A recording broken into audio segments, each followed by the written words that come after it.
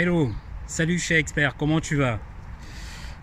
Bah écoute, aujourd'hui je vais répondre à la question de Christian. Oui, c'était Christian. Christian qui m'a posé la question sur ma chaîne YouTube en me demandant comment est-ce qu'il peut faire pour vendre plus que ses concurrents. Bon, je ne sais pas exactement quel métier, quel produit Christian vend, je ne sais pas. Mais voilà, je vais te donner, Christian, en fait, une méthode pour vendre plus que tes concurrents, en fait. Hein. Voilà, donc très simplement, désolé, je transpire parce que je reviens du sport. Très simplement, Christian, je vais un peu t'expliquer un truc pour que tu comprennes mieux, parce que c'est en t'expliquant que tu vas mieux comprendre les choses, en fait. Hein. Tu sais, quand moi j'étais étudiant, et je pense qu'il y a beaucoup d'étudiants qui l'ont fait, quand j'étais étudiant, j'allais quelques fois en boîte de nuit. Bon, il faut dire que c'est pas... voilà, la boîte de nuit, c'est pas vraiment le truc que j'adorais, en fait. Hein, parce que tu arrives en boîte de nuit, il n'y a rien d'autre à faire que de danser. Bref, on ne s'entend même pas parler, en fait, en quelque sorte. Donc, quand on allait en boîte de nuit, dans ma ville, il y avait toute une rue comme ça, où il y avait plusieurs boîtes de nuit. Et il se trouve qu'il y avait une boîte de nuit où il y avait toujours une grosse file d'attente, en fait. Tu avais une grande file d'attente où tu arrivais, lorsque nous on arrivait avec notre voiture à l'époque, on voyait voilà, des beaux garçons, des belles filles, bien habillés, tout sapés, tout sexy.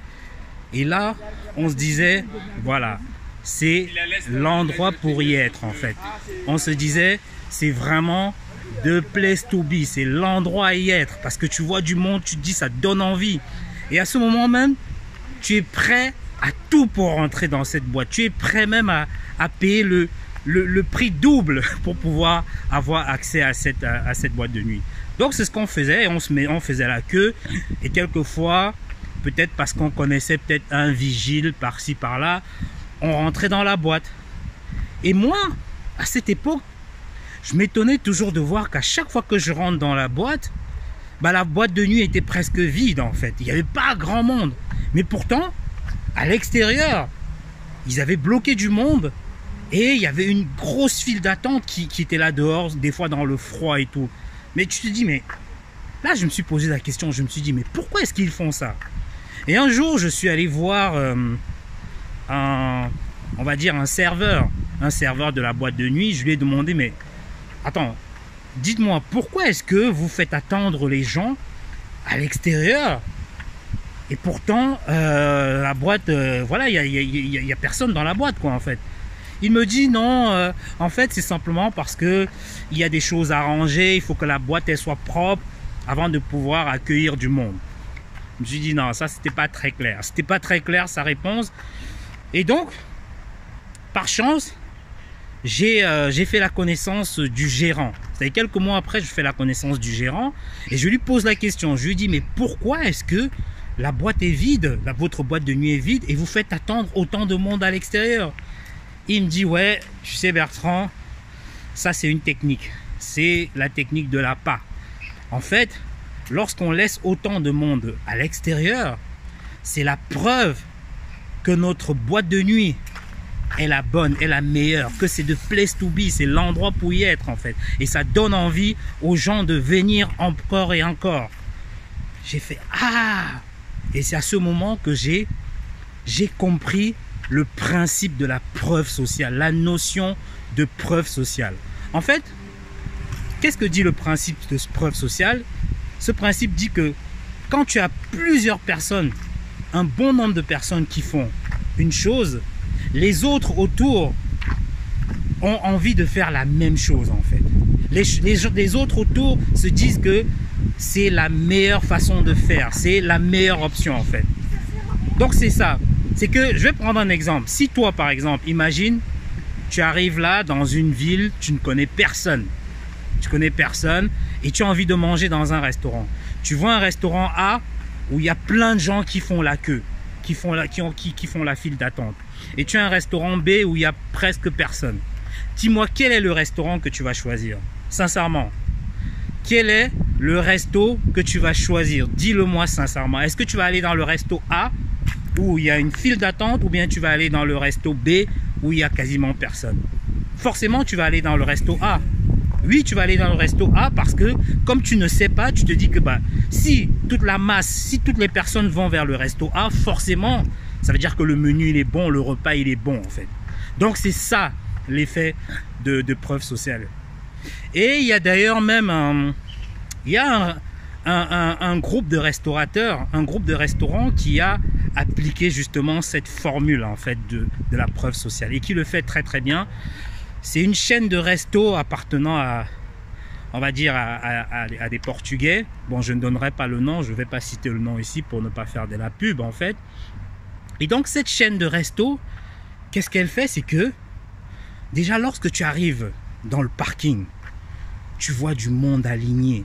Tu as des familles entières qui attendent juste pour manger. Pour manger quoi en plus? Pour manger juste des frites, de pommes de terre et de la viande quoi, en fait. Donc tu as des familles entières avec des enfants des fois qui pleurent, qui attendent pendant 2 heures pour aller manger. Et bien sûr, quand tu arrives à l'intérieur, on te sert très rapidement et tu manges en fait. Mais sauf que ce qu'ils font, pour cet effet de preuve sociale, ce qu'ils font, c'est qu'ils vont faire attendre les gens à l'extérieur. Moi, j'y suis allé 1 fois, 2 fois. Après, je me suis dit, non, mais c'est pas possible. Là, ils appliquent ce principe. Mais voilà, moi, j'ai pas le temps à perdre d'attendre 2 heures pour manger juste des frites de pommes de terre avec, je sais pas moi, avec de la viande. Non, ça, j'ai pas envie de faire ça. Mais ça marche pour eux. Ça marche parce qu'ils auraient pu, ce qu'ils auraient pu faire, c'était juste, par exemple, d'agrandir les salles pour pouvoir servir plus de couvercles en fait. C'est tout ce qu'ils auraient pu faire. Non, ils préfèrent avoir des salles assez moyennes, mais sauf qu'ils font attendre du monde dehors. Ça, c'est une technique de preuve sociale qui marche bien. Également, cette technique de preuve sociale, ça marche aussi dans le digital en fait. Qu'est-ce que tu fais dans le digital? Regarde par exemple, un site connu, hein, il est connu, c'est Amazon. Regarde Amazon. Moi, pareil, lorsque je vais sur Amazon, je veux m'acheter un article, je veux m'acheter un livre, je veux m'acheter, peu importe. Je regarde d'abord les témoignages, les commentaires, et ensuite je regarde le nombre d'étoiles. Tu sais, tu peux regarder le nombre d'étoiles. Si, par exemple, c'est 4 étoiles, ça veut dire que c'est presque bon. Si c'est 5 étoiles, ça veut dire que les gens ont beaucoup apprécié l'article. Donc moi, ce que je fais, je regarde rapidement les témoignages des personnes et je regarde justement le nombre d'étoiles. Et quand c'est bon, qu'est-ce que je fais? J'achète l'article en fait. Hein. Ça aussi, c'est une technique de preuve sociale que Amazon applique par exemple et que tu peux l'appliquer lorsque tu fais dans le digital. Également, je vais te donner encore un autre exemple. Ça, c'est en Afrique que j'ai souvent vu ça dans plusieurs pays africains. Tu sais, des fois, quand tu veux aller... tu veux voyager d'un point A à un point B. Tu vas à la station où il y a des bus, les cars de voyage en fait. Et souvent tu arrives, tu as des racoleurs en fait, des racoleurs qui viennent et tout, qui te disent oui, non mais monsieur venez avec moi, on va partir là dans 15 minutes, voilà on va bientôt y aller. Donc qu'est-ce que tu fais? Tu rentres dans le car et quand tu rentres dans le car, tu te rends compte que le chauffeur de car, qu'est-ce qu'il fait? Il fait des tours dans la ville. Et pendant qu'il fait des tours, tu as une personne qui sort du bus. Ensuite, tu as une deuxième personne qui sort du bus. Ensuite, tu as une troisième personne. Et tu te dis, mais mince, tu te rends compte au final que, en fait, tu étais presque le seul vrai passager du bus, en fait. Donc, ce qu'ils ont fait, c'est qu'ils ont, en fait, créé une fausse preuve sociale, en fait. C'est ça le truc. C'est ça qui est pas bien aussi. C'est-à-dire que on peut utiliser cette technique aussi pour tromper les gens et ça c'est pas bien. Donc ils ont créé une fausse preuve sociale et au final tu te rends compte que merde, en fait je suis le premier passager du car, du bus et donc je vais devoir attendre encore des heures et des heures pour pouvoir voyager. Tu vois? Donc ça c'est encore une technique de la preuve sociale. Il y a également cette technique que je l'ai appliquée aussi d'ailleurs, parce que tu peux l'appliquer dans la vie de tous les jours, mais de manière saine en fait. Hein. Je l'ai appliquée d'ailleurs avec mon fils il n'y a pas longtemps. C'est-à-dire que, en fait, il avait peur de faire de la trottinette en fait. Je voulais lui apprendre à faire de la trottinette. À chaque fois que je l'emmenais à faire de la trottinette, il avait peur. Et qu'est-ce que j'ai fait? J'ai demandé également à sa sœur qui est un peu plus grande de venir avec moi, comme ça on va faire la trottinette ensemble et peut-être il va s'en inspirer et puis il va mieux le faire. Malgré ça, on n'y arrivait toujours pas. Et puis moi un jour, j'ai réfléchi, je me suis dit tiens, il y a un parc pas très loin où on a des jeunes là-bas de son âge qui font de la trottinette. Je vais l'emmener et comme ça, grâce à l'effet preuve sociale, il va certainement y arriver. Effectivement, qu'est-ce qu'on a fait? On y est allé. Et le jour où on arrive, déjà il voit des petits enfants de son âge qui font de la trottinette de partout. Et là, il ouvre grand les yeux. Et devine quoi? Au bout de même pas 30 minutes, je l'ai vu rouler, je l'ai vu faire des petits sauts comme ça avec la trottinette. Et il est venu me dire, papa, j'y arrive. Et là, j'ai compris justement que la preuve sociale avait marché.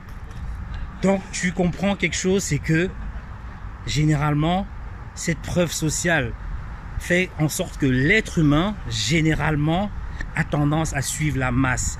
Il a tendance à faire comme les autres font, en fait. Et sachant justement l'effet de preuve sociale, il faut comprendre qu'on peut l'utiliser justement pour faire du bien, comme dans le cas de mon fils, où je l'ai utilisé pour qu'il se dépasse, pour qu'il aille au-delà de ses peurs, en fait. Ça, on peut l'utiliser pour le bien. On peut l'utiliser aussi pour justement déclencher un achat, comme dans le cas justement des restaurateurs. Et on peut aussi l'utiliser un peu en mal, comme dans le cas de ces personnes qui te mettent dans le bus et qui, au final, tu te rends compte que tu étais le tout premier passager du bus, quoi, en fait. Voilà. Donc voilà, cher expert, un exemple de technique pour dépasser tes concurrents. La preuve sociale. La preuve sociale, c'est très très puissant. Donc écoute, dis-moi en commentaire, est-ce qu'il y a une autre technique de preuve sociale dans ton entourage dont tu as peut-être réfléchi, dont tu penses que ça peut être applicable, toi, peut-être à tes activités? Dis-moi en commentaire, justement, déjà ce que tu as compris de cette notion de preuve sociale. Et puis, voilà, ça me ferait plaisir, justement, de te lire et de savoir ce que tu y penses, de savoir comment, peut-être, toi, tu peux l'appliquer, ou bien de savoir comment ça peut être applicable quelque part dans ton environnement, même si c'est pas dans ton business, comment est-ce que tu peux l'appliquer dans ta vie de tous les jours, en fait. Ok, écoute, cher expert, je te laisse. Donc, c'était Bertrand Nouadj, le décongeleur de cerveau. Et surtout, abonne-toi à cette chaîne, puisque je t'ai dit, nous avons toujours des pépites comme ça là, qui peuvent vraiment grandement t'aider. Ça, c'est important. Et n'hésite pas à liker et puis à partager à tes proches qui pourraient être intéressés. D'ailleurs, demain samedi, nous avons un live très très important. C'est sur les comportements qui peuvent nuire au chef d'entreprise. Quels sont les comportements que tu peux avoir vis-à-vis de toi ou bien vis-à-vis même des autres qui peuvent nuire justement à ta carrière, à ton évolution entrepreneuriale, en fait. Donc ce sera demain 21h heure de Paris où on va faire un live où tu pourras venir réagir. Voilà, écoute, c'était Bertrand Nouadj, abonne-toi à la chaîne et puis on se dit à samedi. Ciao, ciao, ciao, ciao. On va décongeler les cerveaux. Ciao.